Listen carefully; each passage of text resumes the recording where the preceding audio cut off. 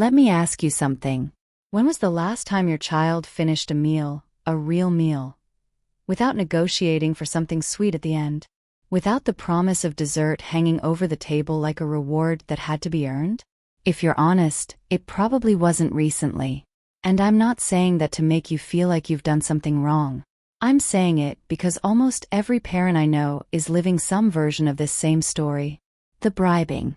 The bargaining. The one more bite and then you can have your treat. We've built a relationship between our children and food that is exhausting us. And quietly, without meaning to, it's teaching our children something about sugar that is very hard to undo. Japanese parents figured out how to sidestep this entirely. And the rule they use is so simple it almost sounds too obvious to work. In Japan, there's a concept at the heart of how children experience food. It's called Shokuiku. It translates as food education. But it means something far richer than what those two words suggest. Shokuiku is not a curriculum. It is not a set of rules about what children can and cannot eat. It is a way of raising children inside a relationship with food that is rooted in gratitude, in awareness, and in the deeply held belief that eating is one of the most important things a human being does. And it starts, not at the dinner table, but in the way food is spoken about long before a child ever sits down to eat. In Japanese homes and schools, children are taught from the very beginning that food is not a reward. And food is not a punishment. Food is not something you earn by finishing your vegetables.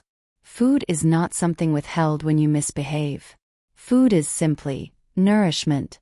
Something your body needs. Something prepared with care.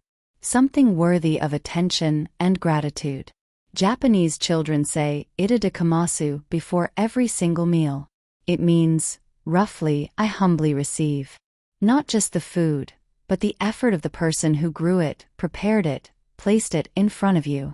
Every meal begins with a moment of acknowledgement, of presence, of genuine appreciation for what is here. And what this does, over months, over years, is build a child's relationship with food on a foundation of respect rather than desire. They are not eating to get to the good part. The meal itself is the good part. Now here is the piece that changes everything about sugar specifically. Japanese parents do not make sweet things forbidden. And they do not make sweet things special.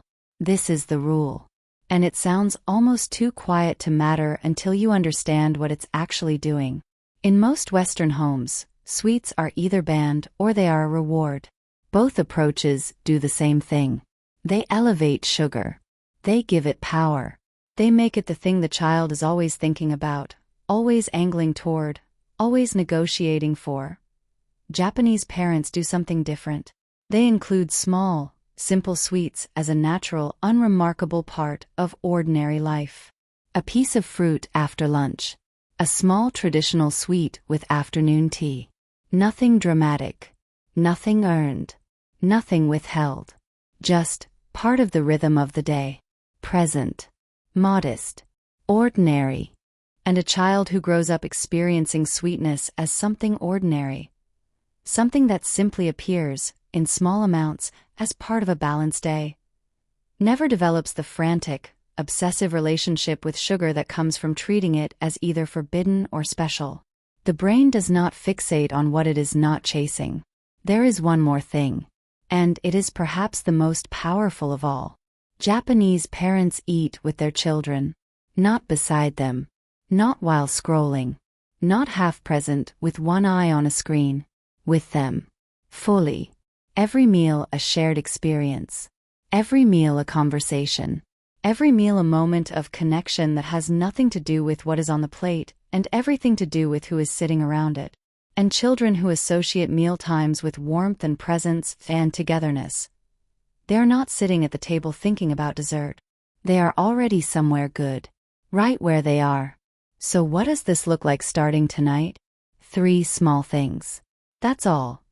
Before your next meal, try Itadakimasu. Say it together. Make it a moment. Not a performance.